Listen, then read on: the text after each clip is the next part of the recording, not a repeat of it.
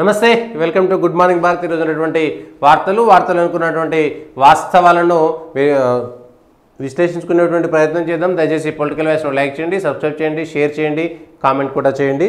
ఈరోజు ఉన్నటువంటి ముఖ్యమైనటువంటి వార్తలు. చర్చకు రెడీ, విభజన సమస్యలపై రేవంత్ చంద్రబాబు భేటీ నేడే. విభజన సమస్యలపైన 10 ఏళ్ల తర్వాత విభజన సమస్యలపై రేవంత్ చంద్రబాబు భేటీ నేడే. సాయంత్రం 6 గంటలకు ప్రజాభవన్లో ప్రారంభం. విభజన చట్టంలోని 9, 10 షెడ్యూళ్ల సంస్థలే ప్రధాన ఎజెండా. సిఐడి హెడ్ క్వార్టర్స్, లేక్యూ అతిథి గృహం పైన చర్చ. కొన్ని సమస్యలైనా కొలిక్కి వస్తాయన్న అభిప్రాయాలు. విద్యుత్తు బకాయిలపై పేచీ వీడుతుందన్న ఆశాభావం. తెలంగాణ నుంచి పాల్గొనున్న బట్టి, పొంగులేటి శ్రీధర్బాబు. ఏపీ నుంచి మంత్రులు సత్యప్రసాద్, జనార్దన్ రెడ్డి, దుర్గేషు. ముఖ్యమంత్రుల భేటీపై ఉమ్మడి ఖమ్మం జిల్లా ప్రజల ఆశలు. జిల్లాల పరిష్కారానికి ఎదురు చూస్తున్నటువంటి అనేకమైనటువంటి సమస్యలు. తెలంగాణ ప్రభుత్వ వర్గాలు ఒకటి ఏపీలో కలిపిన 7 మండలాలు తిరిగి ఇవ్వాలి. 7 మండలాలు తిరిగి రావడం అనేటువంటిది అసాధ్యమైనటువంటి విషయము. 5 గ్రామాలైనా వస్తాయనేటువంటిది ఒకటి ఉంది. ఆ 7 మండలాలు తెలంగాణ నుంచి ఆంధ్రాకు పోయింది చంద్రబాబు నాయుడు 2014లో అధికారంలో ఉన్నప్పుడు మాత్రమే. ఒకటి 2014 నుంచి 19 దాకా ఇక్కడ కేసీఆర్ అధికారంలో ఉన్న 2019 వరకు కూడా ఆంధ్రాలో చంద్రబాబు నాయుడే ముఖ్యమంత్రి ఉన్నారనేటువంటిది ఒకటి గుర్తుపెట్టుకుందాం. అది ఎందుకు చెప్తున్నంటే చెప్తా. ఏపీలో 1000 కిలోమీటర్ల మేర తీర ప్రాంతంలో తెలంగాణకు భాగం కావాలి. ఎట్లయినా సాధ్యమవుతుందా? 1000 కిలోమీటర్ల మేర తీర ప్రాంతం ఉంటే ఆ తీర ప్రాంతంలో తెలంగాణకు భాగస్వామ్యము సాధ్యమయ్యేటువంటి పనేనా? అంటే తెలంగాణకు సముద్రం తీసుకురావడం అనేటువంటిదా? మరి తీర ప్రాంతంలో తెలంగాణకు భాగం ఎట్లయితుంది? తెలుగు ప్రజల ఆరాధ్య దైవం తిరుమల వెంకటేశ్వర స్వామి చెందిన టీటీడీలో తెలంగాణకు భాగం అంటే ఆ టీటీడీలో కొంత పర్సంటేజ్ ఇంత తెలంగాణకి అంటే కొంత అడగడానికి కూడా ఇబ్బందికరమైనటువంటిది. ఆ చిత్తూరులోనో తిరుపతిలోనో గుడి ఉంటే అందులో తెలంగాణకు భాగస్వామ్యం ఎట్లొస్తుంది? ఉట్టి తెలంగాణ ఆంధ్రలో పోతలేరు కదా, దేశం మొత్తం వస్తారు. అన్ని రాష్ట్రాల నుంచి తమిళనాడు వాళ్ళు ఏమైనా ఆంధ్ర తమిళనాడు నుంచి విడిపోయింది. ఆంధ్ర తమిళనాడు నుంచి విడిపోయిన తర్వాత తిరుపతి ఆంధ్రాకు వచ్చింది. మరి తిరుపతిలో భాగస్వామ్యం తమిళనాడు ప్రజలు కూడా అడిగారు. ఆంధ్ర ప్రజలు కూడా తమిళనాడు నుంచి విడిపోయినప్పుడు చెన్నైలో మాకు భాగస్వామ్యం కావాలని అనేకమైనటువంటి పిచ్చి ఆ కోరికలు అడిగారు. ఏమైంది? అది సాధ్యమయ్యేటువంటి పనేనా? ఇవాళ తీర ప్రాంతంలో తెలంగాణకు భాగస్వామ్యం కావాలనడం కూడా అంటే అక్కడ ఏదైనా కొంత మేరకు తెలంగాణ పెట్టుబడులు పెట్టడో ఇంకోదో చేసి వ్యూహాత్మకంగా కొంత మేరకు వాడుకునేటువంటి ప్రయత్నం చేయొచ్చు. కానీ భాగస్వామ్యం కావాలనడం అనేటువంటిది మాత్రము అసాధ్యమైంది. ఏ రాష్ట్రం కూడా ఇంకొక రాష్ట్రం యొక్క పెత్తనాన్ని ఒప్పుకోలేదు. టీటీడీ వెంకటేశ్వర స్వామి గుళ్ళో మన వాళ్ళు పోయినంత మాత్రాన యాదగిరిగుట్టకు కూడా వాళ్ళు వస్తారు వీళ్ళు వస్తారు అనుకోండి. ఇప్పుడు వేరే రాష్ట్రాల నుంచి వచ్చారు కాబట్టి భాగస్వామ్యం కావాలని, లేకపోతే కాశీలోనో ఇంకెక్కడో కాశీలో కూడా తమిళ తెలుగు ప్రజలు చాలా ఎక్కువ ఉంటారు. ఉత్తరాది రాష్ట్రాలకు సంబంధించినటువంటి భక్తులు ఎంతమంది ఉంటారో తెలుగు తమిళ ప్రజలు అంతకంటే ఎక్కువ మంది కాశీలో ఉంటారు.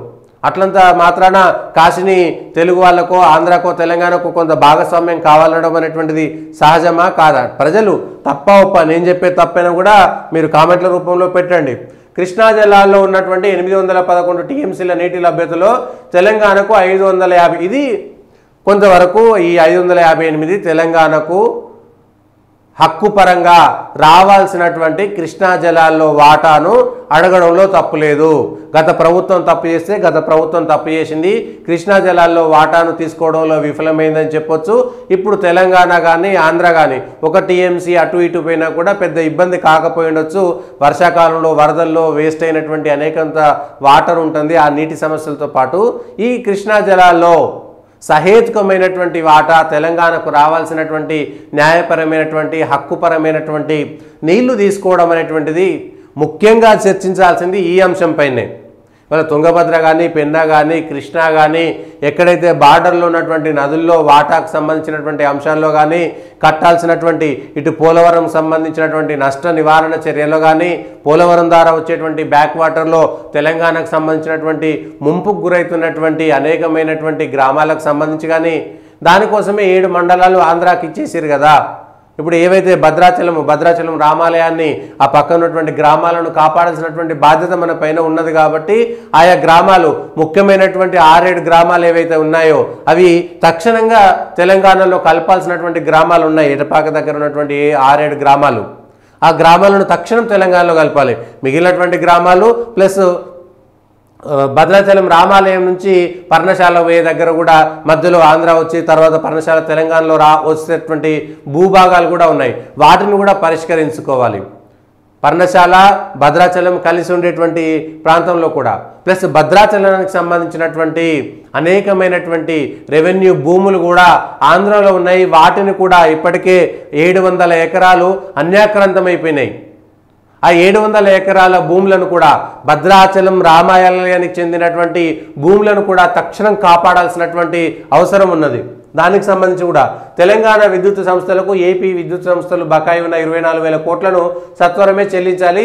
ఏపీకి ఏమైనా ఉంటే చెల్లించాల్సి ఇది ఒప్పుకోవచ్చు. కనీసం విడతల వారిగా అయినా సరే ఏపీకి తెలంగాణ ఏమి ఇవ్వాలి, తెలంగాణకి ఏపీ ఏమి ఇవ్వాలి, ఈ అన్ని విద్యుత్ సంస్థలతో పాటు మిగిలినటువంటి బకాయిలు ఏముంటే ఎవరికి వాళ్ళు లెక్క చూసుకొని ఎవరు ఎక్కువ తేలితే తీసుకోవడంలో కనీసం విడతల వారిగా అయినా తీసుకునేటువంటి ప్రయత్నం చేయాలి. ఇది ఒకటి చెప్పుకోవచ్చు. తెలంగాణకు ఓడరేవు లేనందున ఏపీలో కృష్ణపట్నం, మచిలీపట్నం, గంగవరం పోర్టులో భాగం కావాలి. ఎట్లా భాగం కావాలి, దానికి సంబంధించినటువంటి అంశంలో కూడా ఏ విధంగా భాగం కావాలి అనేటువంటిది కూడా క్లారిటీగా చెప్తే బాగుండేది. వాటికి సంబంధించింది ఏ విధంగా ఉండాలి అనేటువంటిది కూడా ఆ భాగస్వామ్యం ఎట్లా ఉండాలి. పోర్టుల్లో అక్కడ ఫిజికల్గా పోర్టులు ఆంధ్రప్రదేశ్లో ఉన్నాయి. అవి భాగస్వామ్యం కావాలంటే ఎట్లా ఇస్తాయి, ప్రైవేట్కి వెళ్ళిపోతున్నటువంటి దశలో ఆ భాగస్వామ్యం ఎట్లా వస్తాయనేటువంటి అంశంపైన కూడా క్లారిటీ రావాలి ఫిజికల్గా.